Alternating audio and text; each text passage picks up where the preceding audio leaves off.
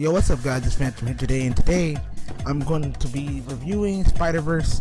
By the way, welcome to Maximum Nerdum. And today I'm going to pretty much be reviewing it and telling you the impact it had on me, because this movie has a very impactful message. It's a very clear-cut message, and if you just look at trailers and you look at the movie once, you're not going to get the message, nor are you going to actually pay attention. But if you're looking at the movie from an analysis point or trying to relate to it, there's a lot to be said when it comes to Miles, when it comes to Peter, and when it comes to Gwen. And these three characters in particular, and especially with the characters that come later on, like Spider-Ham and fucking Penny Parker and all of them, those characters have their own lessons learned afterwards and not during it. And it's a really impactful movie. And here's the thing, I wasn't expecting a Spider-Man animated movie to be like so, like have me in tears at some points, because I'm like legit holding back emotions. But at the same time, a lot of these lessons you learn from this movie is amazing. So let's get right into it, because this is an amazing Spider-Man movie. This is the #1 Spider-Man movie for me, so that's saying something. So, getting into the beginning of the movie, it starts off with us learning about this world's Spider-Man, which is Peter. And it's Peter Parker, just straight up, no Peter B. Parker, just Peter Parker. And, you know, it goes through pretty much everything. It shows the trilogy from Sam Raimi to even Amazing Spider-Man Easter eggs, to him fighting the Lizard, to him actually holding the the fucking, trolleys, a boat, holding them together in two ways. Like, he's legit doing all of that, and it's a beautiful movie scene, and it's a really great Easter egg. It really makes the movie stand out, and that's what I really do love about it.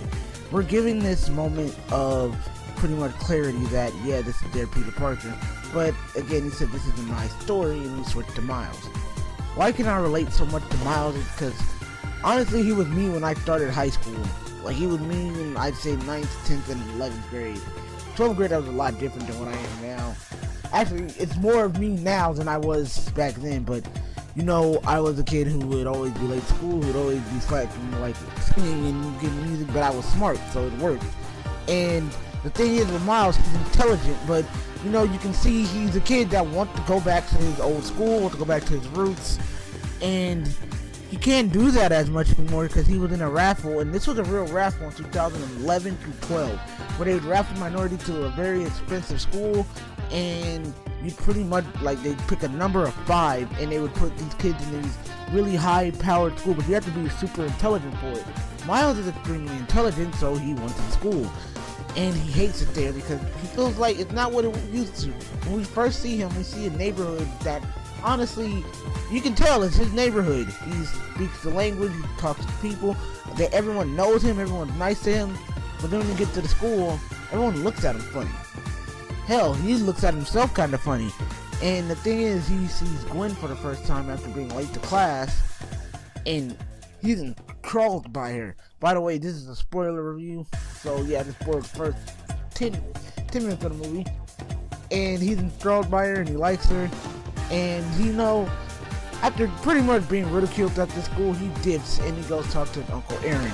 And here's the thing, you have to always have that connection. And he had that connection with Uncle Aaron. Like, if I can relate to it, it's like with my sister, because, you know, she's always the person who will take me places, who will show me the other side of the world and all that, and it's extremely kind, and, you know, lets me see that the world isn't just so black and white. And that's what Miles has with his Uncle Aaron. And his Uncle Aaron pretty much tells him, you know, you're the best of us, you gotta do good at that school, you have to. And he was, like, trying to teach him how to talk to girls and all that. But Uncle Aaron's like, you know what, I know a place where your dad won't see it, where pretty much it's a nice private owned place that I did construction for. And he takes him to go spray painting because he's into street art and he's into that guy. And what happened was the genetically engineered Spider fights him and gives him his superpowers. Now, this is what I really do love, that how they developed it, is that pretty much Miles is that kid that, you know, when he gets his spider powers, like, holy shit, it's puberty. But then he tried to talk to Gwen, and this is the best moment ever, when he tried to give her a shoulder touch and his hand gets stuck, and you can't do much with it. So what happens is, after that happens, he tried to go back to this train to go and see what happened to him, what gave him these powers, and then he runs to see Spider-Man fighting the Green Goblin and Kingpin trying to stop the Universal Collider. Now, I'm not going to explain too much into this, but just know Kingpin lost someone. I think everyone who's a comic fan knows who he lost, and he's trying to bring them back. And, well, at least a carbon copy of them back. And honestly, a nice little twist on the Spider-Man 2 variation story where it was... you go read Spider-Man 2 and you'll know what I'm talking about. Even though it's low-key trash. But, pretty much, Miles sees Peter die, but Miles gives him the key to stopping the collider, because they have to stop it or the universes will collapse onto each other. Pretty much, they'll all explode into one nice fabric-y place. So pretty much after that happens, Miles goes and he goes to the grave of Peter Parker and all that, and he buys a Spider-Man costume and you get a Stan Lee cameo. And I guess that's really emotional, but one of the first lessons that's being presented here is having responsibility thrusted on you. You don't even want it, you just ended up with it. And it's mainly because you're both curious, and it's like you need to figure out what to do with yourself. As we get more and more into the movie, we meet Peter B. Parker, who has a very depressing life, and honestly, you can relate more to him than you could have related to any other Spider-Man. He just got tired of the life. And after losing his Aunt May, you could tell that was like losing his moral compass. After MJ and him getting a divorce because he was scared to have kids, you start to see there's relatability there. There's a darker tone, but it's like, it's not forced on you. It's not like he had an apocalypse or he lost his leg. No, he just quit. He was done. What else could he really do? And like, yeah, he was still doing it, but he was bored. He lost the motivation. So when he met Miles, and we go throughout the movie with him meeting Miles, him meeting Gwen, and then him seeing Aunt May again, he's a lot more in tune with that. And what happens is when we get throughout the movie, there's a really impactful scene when everybody's putting all this responsibility on Miles to get them back home. And then there's one scene where he just kind of like, he dips out. And then after they fight against the Sinister Six, with the best Sinister Six, Peter's like, you know what, I'm gonna handle this on my own. Miles is not ready for this. And Miles is telling him, I can help. And this is what the scene that really hurts, because it was watching both of them. And it was like, you know, first of all, Miles was already hurt from losing Uncle Aaron, because Uncle Aaron got shot by the Kingpin. He was eventually webbed up by Peter, and he said, if you can't escape from this by using your venom to stop me right now, or for me to let you go, you can't come. And Miles didn't know how to do it on command at first. And when he couldn't let go and he finally broke free, only because he heard his dad extremely distraught over losing his brother,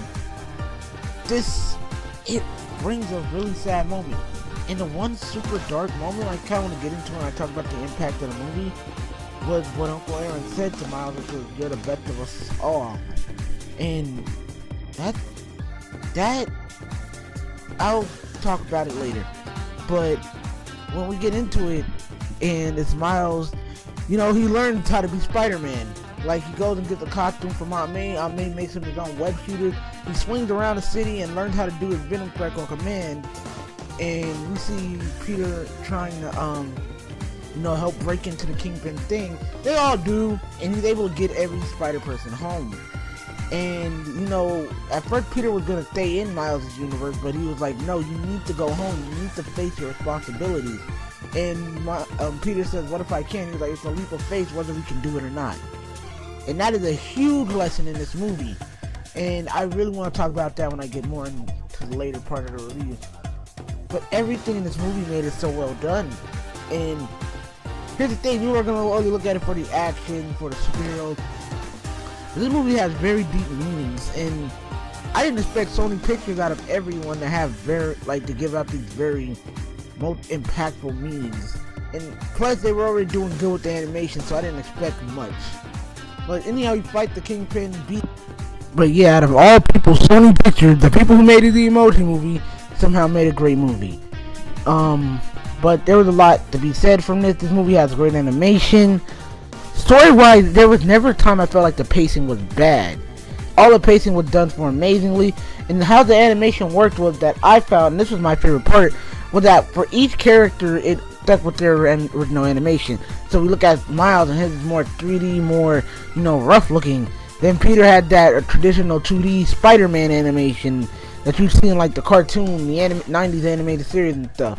Then you get the Gwen, and she had that more hard rock animation where it looked like a whole heavy metal cover the whole time. Then we get fucking Penny Parker, who looks like an anime character in the 90s. Then you have Spider-Ham, who looks like a fucking Looney Tune. Then you have Noir, who's all dark and gritty and sounds like Nicolas Cage, because it is Nicolas Cage. And you know, he burns mad to have the feeling. But yeah, that was like really fun to seeing those two things. And the story is it's really good. But the impact it had on me, and why I chose to review it, and why even at times, even during the review, I feel kind of sad, is that I can relate to all three, both both Miles, Gwen, and Peter. With Miles, it was when I was still young, and still now, because I'm still pretty young, I don't know how to traverse being an adult. And to be real with you, and I'm gonna get real with you guys, there's only a little bit of you guys here anyway, me being an adult is extremely difficult. I've had tons of issues so far with college and student loans, and even finding a job is hard. And I'm scared to take those leaps of faith because I don't know if I'm going to make it or not.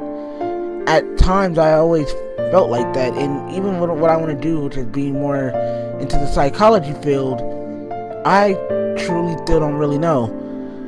It's like when I first graduated high school, I was scared. I'm not going to lie to you. I was fucking scared. And like Miles, I didn't know if I could do it, and I would always say I don't want to do this. I want to go back. Like, take me back to when it was simpler.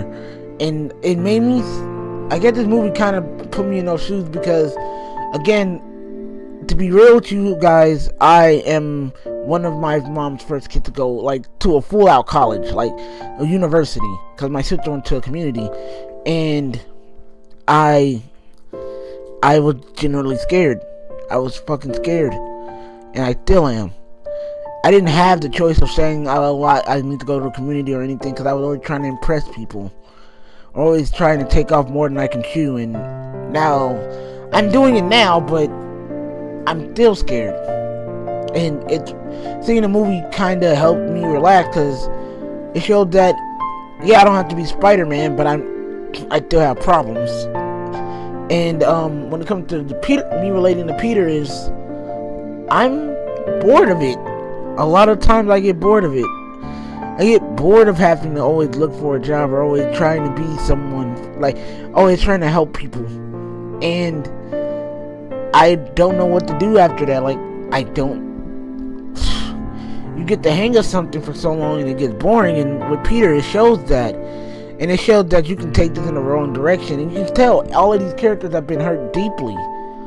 And that's what I really love about this movie. What makes it a 10 out of 10 is that they get every character right.